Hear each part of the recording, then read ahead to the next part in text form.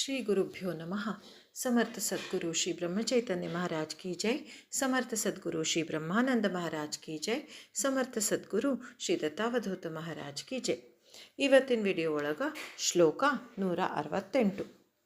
ಕರಿ ವೃತ್ತಿ ಜೋ ಸಂತತೋ ಸಂತ ಜಾಣ, ದುರಾಶಾ ಗುಣೇ ಜೋ ನ ವೇದೈನ್ಯವಾಣ, ಉಪಾಧಿ ದೇಹ ಬುದ್ಧಿ ತೇ ವಾಢವೀತೆ, ಪರಿ ಸಜ್ಜನಾ ಕೆ ವಿಬಾಧೂಷಕೇತೆ.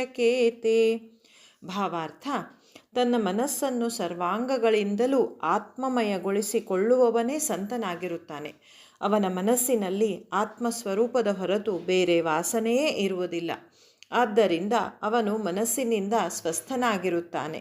ಪ್ರಪಂಚದ ವಿಸ್ತಾರವು ದೇಹಬುದ್ಧಿಯನ್ನು ಬೆಳೆಸುತ್ತದೇನೋ ನಿಜ, ಆದರೆ ಸಂತರಿಗೆ ಅದು ಬಾಧಿಸುವುದಿಲ್ಲ.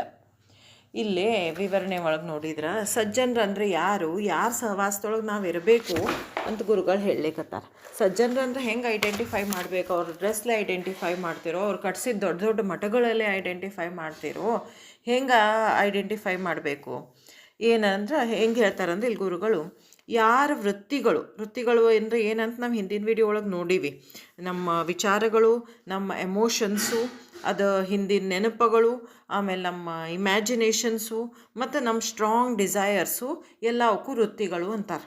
ಮನುಷ್ಯಂದು ವಿಚಾರಗಳೊಳಗೆ ಕೆಲವೊಂದು ಡಿಫ್ರೆಂಟ್ ಟೈಪ್ಸ್ ಇರ್ತಾವೆ. ಮೆಮೊರೀಸ್ ಇರ್ತಾವೆ, ಪಾಸ್ಟ್ ಮೆಮೊರೀಸ್ ಇರ್ತಾವೆ, ಫ್ಯೂಚರ್ ಡ್ರೀಮ್ಸ್ ಇರ್ತಾವೆ, ಡಿಸೈರ್ಸ್ ಇರ್ತಾವೆ, ಭಾವನೆಗಳಿರ್ತಾವೆ. ಇವೆಲ್ಲ ಥಾಟ್ ಪ್ರೊಸೆಸ್ಸಿನ ಒಂದು ಪಾರ್ಟ್ ಇರ್ತಾವೆ. ಯಾರು ಸಜ್ಜನರು ಇರ್ತಾರಲ್ಲ ಅವ್ರ ಎಲ್ಲ ವೃತ್ತಿಯು ಆತ್ಮಮಯನ ಆಗಿರ್ತಾವೆ ಅಥವಾ ಭಗವಂತಮಯಾನ ಆಗಿರ್ತಾವೆ. ಅವ್ರ ಎಲ್ಲ ವೃತ್ತಿಯೊಳಗೆ, ಅವ್ರ ಕಲ್ಪನೆಗಳೊಳಗೆ, ಅವ್ರ ಭಾವನೆಗಳೊಳಗೆ, ಅವ್ರ ಹಿಂದಿನ ನೆನಪೊಳಗೆ, ಅವ್ರ ಮುಂದಿನ ಡಿಸೈರ್ಸ್ ಒಳಗೆ ಎಲ್ಲದರೊಳಗೂ ಭಗವಂತನ ತುಂಬಿಕೊಂಡಿರ್ತಾನೋ ಅಂಥ ಮನುಷ್ಯ ಸಜ್ಜನ. ಆದರೆ ಅವರು ಪ್ರಾಕ್ಟಿಕಲ್ ಲೈಫ್ ಲೀಡ್ ಮಾಡೋದೇ ಇಲ್ಲೇನು? ಹಾಗೇನಿಲ್ಲ. ಅವ್ರು ಹೊರಗಿನ ಲೈಫಿಗೆ ಹೆಂಗೆ ಬೇಕು ಹಂಗೆ ಪ್ರಾಕ್ಟಿಕಲಿನೂ ಇರ್ತಾರೆ. They may be in any profession. ಅವ್ರು ಲಾಯರ್ ಇರ್ಬೋದು, ಡಾಕ್ಟರ್ ಇರ್ಬೋದು, ಇಂಜಿನಿಯರ್ ಇರ್ಬೋದು, ಟೀಚರ್ ಇರ್ಬೋದು, ಏನೇ ಇರ್ಬೋದು, ಏನೇ ಪ್ರೊಫೆಷನ್ ಇರ್ಬೋದು ಅವ್ರು ಅದು ಹೊರಗಿಂದ ರೋಲ್ ಏನದ, ಹೊರಗಿಂದ ಪ್ರಪಂಚಕ್ಕೆ ಏನು ರೋಲ್ ಪ್ಲೇ ಮಾಡ್ಬೇಕು ಅವ್ರು ಪ್ಲೇ ಮಾಡ್ತಿರ್ತಾರೆ. ಆದರೆ ಒಳಗಿನಿಂದ ಅವ್ರ ಮನಸ್ಸನ್ನು ಒಂದು ಕನ್ನಡಿ ಹಂಗೆ ನಮಗೆ ಗುರುಗಳು ತೋರಿಸ್ಲಿಕ್ಕತ್ತಾರಿಲ್ಲೇ. ಅವ್ರ ಮನಸ್ಸೊಳಗೆ ಸಂಪೂರ್ಣ ಭಗವಂತ ತುಂಬ್ಕೊಂಡಿರ್ತಾನೆ. ಇಂಥದ್ದು ಯಾವಾಗ ಸಾಧಿಸ್ತದ ಅಂದ್ರೆ ನಾಮ ಸಾಧನೆ ಮಾಡ್ಕೋತ ಹೋದಂಗೆ ಭಗವಂತನ ಜೊತೆ ಕನೆಕ್ಟ್ ಆದಂಗೆ ಅದು ಸಾವಕಾಶ ಸಾಧಿಸ್ಕೋತ ಬರ್ತದೆ ಅಂತ ಹೇಳಿ ಗುರುಗಳು ಹೇಳ್ತಾರೆ. ಆಮೇಲೆ ಇನ್ನೊಂದವ್ರದ್ದು ಮುಖ್ಯ ಗುಣ ಅಂದ್ರೆ ದೈನ್ಯತೆ ಅನ್ನೋದು ಅವ್ರಿಗಿಲ್ಲ. ಅವ್ರು ಎಂಥ ಪರಿಸ್ಥಿತಿ ಒಳಗೂ ಇಲ್ಲ, ಯಾವತ್ತೂ ಇಲ್ಲ. ಯಾವತ್ತೂ ಅವ್ರು ಸೆಲ್ಫ್ ಪಿಟಿ ತೊಗೊಳ್ಳೋದೇ ಇಲ್ಲ, ಯಾರ ಕಡೆಯಿಂದನೂ ಪಿಟಿ ಅವ್ರು ಒಪ್ಪೋದೇ ಇಲ್ಲ.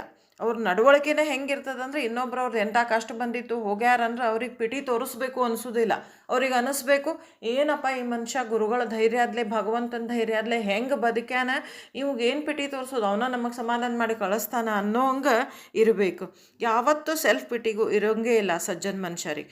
ಎಂಥ ಗುರುಗಳು ನನ್ನ ಬೆನ್ನ ಹಿಂದಿದ್ದಾರೆ, ಸಾಕ್ಷಾತ್ ಭಗವಂತ ನನ್ನ ಜೊತೆ ಇದ್ದಾನೆ, ಎಲ್ಲಿ ದೈನ್ಯ ಎಲ್ಲಿ ಪಿಟಿ, ಸಮರ್ಥ ಸ್ವಾಮಿ ಬಳಪಾಠೀಶಿ ನಿತ್ಯ ಹೇ ರೇಮನ, ಅಂಥ ಬಲವಂತನಾದ ಗುರುಗಳು ನನ್ನ ಬೆನ್ನ ಹಿಂದಿದ್ದಾರೆ ಅಂದಮೇಲೆ ಎಲ್ಲಿ ಪಿಟಿ ಎಲ್ಲಿ ದೈನ್ಯ ಎಲ್ಲಿದು ಅಂಥವರು ಅವ್ರಿಗೆ ಅನ್ಬೇಕು ಸಜ್ಜನರು ಅಂತ ಹೇಳ್ತಾರೆ ಇಲ್ಲಿ ಗುರುಗಳು. ಆಮೇಲೆ ಸಂತರಿಗಿರಲಿ ಸಜ್ಜನರಿಗಿರಲಿ ಅವ್ರಿಗೂ ಎಲ್ಲ ಲೈಫ್ ಒಳಗೆ ಬರುವಂಗೆ ಒಮ್ಮೆ ಸುಖ ಒಮ್ಮೆ ದುಃಖ ಪ್ರಾಬ್ಲಮ್ಸು ಎಲ್ಲ ಫೇಸ್ ಮಾಡಬೇಕು. ಲೈಫ್ ಕಂಟಿನ್ಯೂಯಸ್ಲಿ ಸಿಕ್ಕಾಪಟ್ಟೆ ಏನೇನೋ ಕೊಡ್ತದೆ. ಲೈಫ್ ರೆಸ್ಪಾನ್ಸಿಬಿಲಿಟೀಸ್ ಕೊಡ್ತದೆ, ರೋಲ್ಸ್ ಕೊಡ್ತದೆ, ಪ್ರೇಸ್ ಕೊಡ್ತದೆ, ಬ್ಲೇಮ್ ಕೊಡ್ತದೆ. ಆಮೇಲೆ ಇದೆಲ್ಲ ಏನಂದ್ರೆ ಲೈಫದ್ದು ನ್ಯಾಚುರಲ್ ರೂಲ ಹಿಂಗಿರ್ತದೆ. ಲೈಫ್ ಜೀವನ ನಡೆಯೋ ರೀತಿನ ಅದ್ರದ್ದು ನ್ಯಾಚುರಲ್ ಲಾ, ನೈಸರ್ಗಿಕ ನಿಯಮನ ಹಿಂಗಿರ್ತದೆ. ಇದ್ರೂ ಯಾರು ಸಜ್ಜನ ಇದ್ದಾರಲ್ಲ ಅವರಿಗೆ ಔಟರ್ ಸಿಚುವೇಶನ್ಸು ಮೈಂಡನ್ನು ಟಚ್ ಮಾಡೋಂಗಿಲ್ಲ, ಮನಸ್ಸನ್ನು ಘಾಸಿಗೊಳಿಸೋಂಗಿಲ್ಲ. ಔಟರ್ ಸಿಚುವೇಶನ್ಸ್ ಬಾಡಿನ ಘಾಸಿಗೊಳಿಸ್ಬೋದು, ಬಾಡಿ ಹರ್ಟ್ ಆಗ್ಬೋದು, ಪೇನ್ ಆಗ್ಬೋದು, ಬೇಕಾದಾಗ್ಬೋದು. ಆದ್ರೆ ಅವರ ಮನಸ್ಸು, ಯಾರು ಸಜ್ಜನರು ಇರ್ತಾರಲ್ಲ ಅವರ ಮನಸ್ಸು ಯಾವಾಗಲೂ ಭಗವಂತಮಯ ಆಗಿರಬೇಕು. ಪರಿಸ್ಥಿತಿ ಶುಡ್ ನಾಟ್ ಡಿಫೈನ್ ಯುವರ್ ಮನೋಸ್ಥಿತಿ ಅಂತ ಹೇಳ್ತಾರೆ ಗುರುಗಳು. ಇಲ್ಲಿ ಪರಿಸ್ಥಿತಿಗಳು ಏನೇ ಇರಲಿ ಅದು ನಮ್ಮ ಮನೋಸ್ಥಿತಿಯನ್ನು ಇಂಪ್ಯಾಕ್ಟ್ ಮಾಡಬಾರ್ದು. ಹಂಗೆ ಯಾರು ಇರ್ತಾರಲ್ಲ ಅವರು ಸಜ್ಜನರು. ಯಾಕಂದ್ರೆ ಅವ್ರ ಮನಸ್ಸು ಭಕ್ತಿಯೊಳಗೆ ಭಗವಂತನ ಆನಂದದೊಳಗೆ ತುಂಬಿ ಹೋಗ್ಬಿಟ್ಟಿರ್ತದ. ಭಗವಂತನ ಕೀರ್ತನ ಅಂತ ಸಂತೋಷ, ಭಗವಂತನ ನಾಮಸ್ಮರಣ ಅಂದ್ರೆ ಸಂತೋಷ. ಇಂಥ ಆನಂದದೊಳಗೆ ತುಂಬಿ ಹೋಗಿರ್ತ ಮನಸ್ಸಿಗೆ ಯಾವ ರೋಗ ಟಚ್ ಮಾಡ್ತಾವ, ಯಾವ ಬ್ಲೇಮ್ ಟಚ್ ಮಾಡ್ತದ, ಯಾವ ಪ್ರೇಝ ಟಚ್ ಮಾಡ್ತದ, ಎಲ್ಲಾನು ಒಂದು ರೀತಿಯ ನ್ಯೂಟ್ರಲ್ ಆಗಿಬಿಟ್ಟಿರ್ತದ ಅವರಿಗೆ. ಅಂಥವರು ಸಜ್ಜನರು ಅಂತ ಹೇಳ್ತಾರೆ ಇಲ್ಲಿ ಗುರುಗಳು. ಶ್ಲೋಕ 169. ನಸೆಯಂತ ಅನಂತ ಸಂತಾಪುಸಾವ ಅಹಂಕಾರ ವಿಸ್ತಾರ ಹಾನಿರಸಾವ ಗುಣೇ ವೀಣ ನಿರ್ಗುಣತೋ ಆಠವಾವ ದೇಹೇ ಬುದ್ಧಿ ಚಾಠವೋ ನಾಠವಾವ. ಭಾವಾರ್ಥ: ಅಂತವಿಲ್ಲದ ಅನಂತ ಪರಮಾತ್ಮ ಸ್ವರೂಪವು ಹೇಗೆ ಇರುತ್ತದೆ ಎಂದು ಸಂತರನ್ನೇ ಕೇಳಬೇಕು. ನಾವು ನಾನು ಹಾಗೂ ಅದರ ವ್ಯಾಪ್ತಿಯನ್ನು ಇಲ್ಲಗೊಳಿಸಬೇಕು.